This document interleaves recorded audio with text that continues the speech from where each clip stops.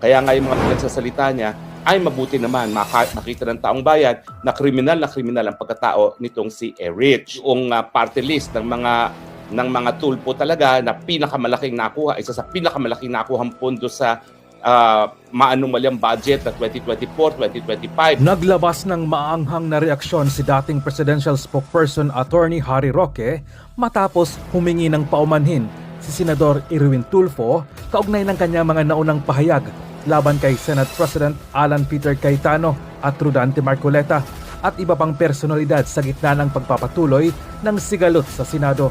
Matatandaang noong nakaraang araw ay naging kontrobersyal ang mga pahayag ni Tulfo kaugnay ng posibilidad na ipaaresto, palabasin o maging kukwelyuhan ang mga magsasagawa ng hiwalay na pagdinig ng Blue Ribbon Committee. Ngunit nitong Hunyo 7 ay naglabas ng pampublikong paghingi ng paumanhin itong si Tulfo.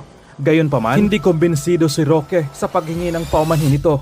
Sa kanyang social media post, diretsahan niyang sinabi, Erich na Amerikanong bumabaluktot sa batas o law bender, huli na ang iyong paghingi ng paumanhin. Alam na ngayon ng mga taong ang iyong kriminal na pag-iisip.